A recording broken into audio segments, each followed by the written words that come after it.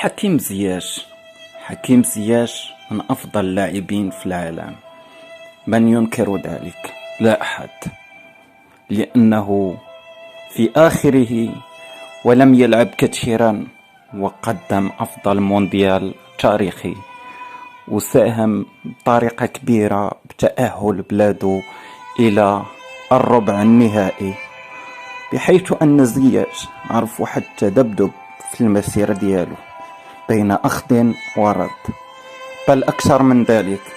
من يوم ما أتى إلى تشيلسي ذاق مرارة الدكة وجلوسه على مقعد البدلاء لمدة طويلة تتجاوز الحدود، بل أصبح لاعب ظل ولم يصبح له أثر، بمعنى أنه لم يعد أو لم يعد يرى في المباريات.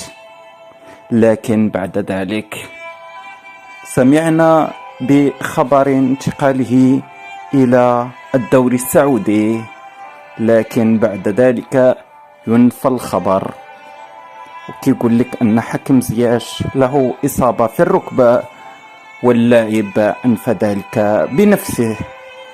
وبعد مدة من الزمن والأخذ والرد انتقل أخيرا إلى غالاتا سراي بتقديم ولا في الخيال، بل اعتبرته مجموعة من الصحف العالمية بأنه أغرب تقديم يخرج عن الأعراف المعتادة في عالم المستديرة. إنه زياش اللاعب الخلوق رغم شراسته وتعصبه الذي يظهر به في الملاعب، وكذلك حينما يستفز، لاعب لا يقدر بثمن، لاعب كبير.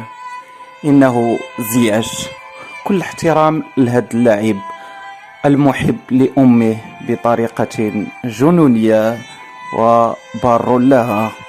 حكيم زياش يبقى الأساطير ديال كرة القدم المغربية والعالمية لما قدمه إلى مجموعة من الفرق التي ذاقت طعم المرارة برحيله، رغم أنه في تشيلسي لم يظهر كعادته وكعادة سابقه. رغم ذلك نشجع الأسد، أسد الأطلسي الكبير، على كل تفاني. شاركونا آراءكم في ذلك.